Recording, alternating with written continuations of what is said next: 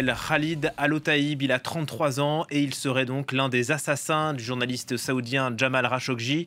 Cet homme a donc été interpellé ce matin à l'aéroport Roissy-Charles de Gaulle. Karim Akiki, vous nous avez rejoint, vous avez plus d'informations, bonjour. On sait par exemple que l'homme était recherché par Interpol. On sait qu'il était dans les fiches d'Interpol, d'ailleurs c'est comme ça qu'il a été arrêté. On sait également, d'après les policiers que j'ai eus qui sont à la police des arrêts des frontières à Roissy-Charles de Gaulle, il s'agit d'un ancien membre de la garde royale d'Arabie Saoudite. Donc c'est un personnage officiel d'ailleurs.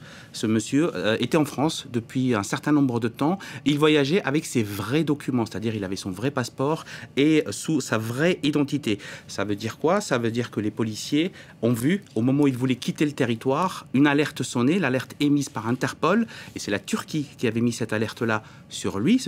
C'est le gouvernement turc qui l'a identifié en tant que membre présumé de ceux qui ont tué le journaliste saoudien. Petite parenthèse, puisque Khashoggi a été tué en Turquie. En Turquie, exactement. Donc, ce sont les Turcs qui mènent l'enquête. Eh bien, les Turcs ont émis cet avis de recherche contre cette personne, mais sans lui dire. Apparemment, d'après mes informations, il n'était pas au courant qu'il était dans les fichiers d'Interpol.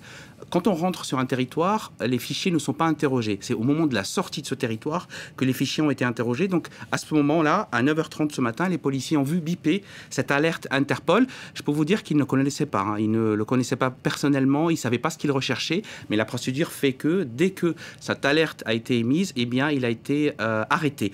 Arrêté dans un contexte particulier parce qu'il quittait le territoire et donc il a été placé en rétention judiciaire au CRA, au centre de rétention administratif. Ces centres de rétention sont habituellement réservés aux migrants ou aux personnes qui essayent de quitter le territoire ou d'entrer dans le territoire illégalement. On l'a placé dans une zone où on va d'abord interroger son identité, voir si c'est vraiment lui, et puis deuxièmement, la suite de la procédure. La suite de la procédure, il va être très prochainement présenté à un service de police qui est le service de police judiciaire qui va judiciariser son arrestation. Parce que pour l'instant, cette arrestation n'est pas judiciarisée, il est juste en garde à vue, interrogé par les policiers, je vous disais, sur son identité et sur l'affaire, parce que les policiers ne connaissaient pas forcément l'affaire.